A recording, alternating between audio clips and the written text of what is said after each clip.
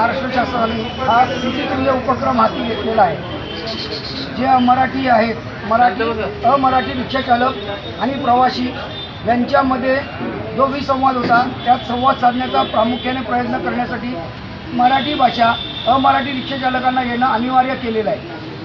त्यासाठी प्रत्येक शहरामध्ये माननीय परिवहन मंत्री प्रताप सरनाईक यांनी प्रत्येक शहरामध्ये अशी कार्यशाळा भरवण्यासाठी प्रोत्साहन दिलेलं आहे. त्यासाठी हे शिक्षक काही उपलब्ध करून दिलेले आहे. कोकण मराठी साहित्य परिषद, त्यानंतर आमचं परिवहन खातं जे आमच्या सदैव पाठीशी असतं, तुमच्या आमच्या सगळ्यांच्या. तर त्या उपक्रमाचं आम्ही मनापासून स्वागत करतो. आणि अमराठी आणि मराठी हा जो वादाचा विषय आहे हा थांबवण्यासाठी आम्ही प्रामुख्याने असे कार्यशाळा, असे वर्ग भरून प्रमाणपत्र जास्तीत जास्त लोकांपर्यंत पोहोचवण्याचा प्रयत्न करणार आहोत. हे सर्टिफिकेट त्यांना कंपल्सरी असेल परमिट रिन्युअलसाठी, रिक्षा पासिंगसाठी व त्यांचं लायसन्स रिन्युअलसाठी. त्यामुळे मी सर्व अमराठी रिक्षाचालकांना हे विनंती करतो त्यांनी मोठ्यातल्या मोठ्या संख्येमध्ये याचा लाभ घ्यावा, या कार्यशाळेचा लाभ घ्यावा व मराठी सर्टिफिकेट प्राप्त करू. धन्यवाद.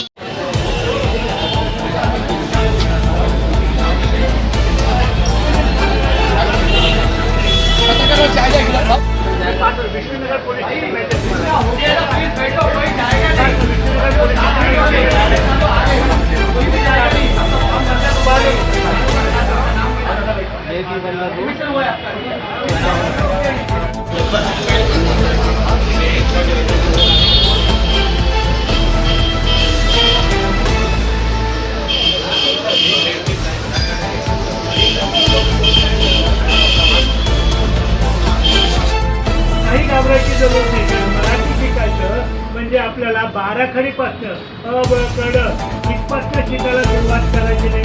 कुठलाही अभ्यासक्रम किंवा कुठलाही मोठं पुस्तक नाही. खरं म्हणजे हा कार्यक्रम जेव्हा सरकारच्या मनात आलं, हे जेव्हा लक्षात आलं, तेव्हा आपल्या सगळ्यांच्या युनियननी आणि विविध पदाधिकाऱ्यांनी सरकारला सांगितलं हे शक्य नाही. तर या वयामध्ये करत असताना माझ्या आमच्यामध्ये कधी आले नाही. पण तरी सुद्धा महाराष्ट्र सरकारला वाटलं की लोकांमधला संवाद हम दोनों की बीच में की जो बात है वो अच्छी होनी चाहिए. इसके लिए महाराष्ट्र में आप रहते हैं तो मराठी सीखना है. आता मराठी शिकायचं म्हणजे किती शिकायचं. आता मराठीचा मला अभिमान आहे. अभिमान आहे. जय महाराष्ट्र.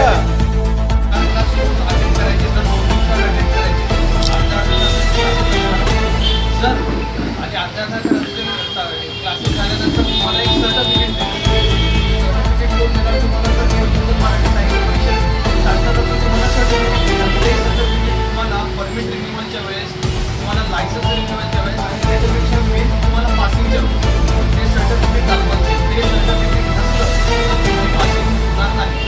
अगर आपके पास सर्टिफिकेट नहीं होगा तो आपका पासिंग होगा नहीं, रिक्शा पासिंग होगा नहीं, परमिट रिन्यूअल होगा. तो सबसे रिक्वेस्ट है, सगळ्यांना विनंती आहे की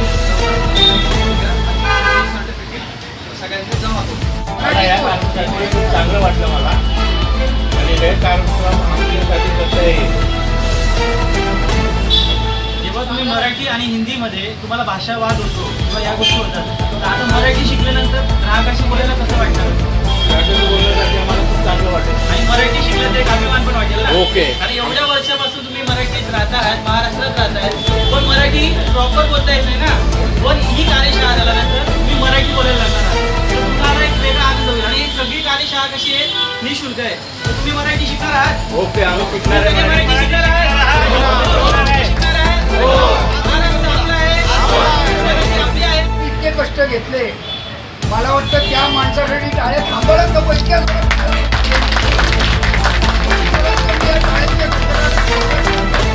आणि त्यांनी वेळात वेळ काढून कुठलाही भाषावाद, कुठलाही प्रांतवाद न करता रिक्षाचालक मराठी भाषा शिकावा आणि रिक्षाचालक आणि प्रवासी यांच्यातले वाद कमी व्हावेत हा प्रयत्न सातत्याने केला.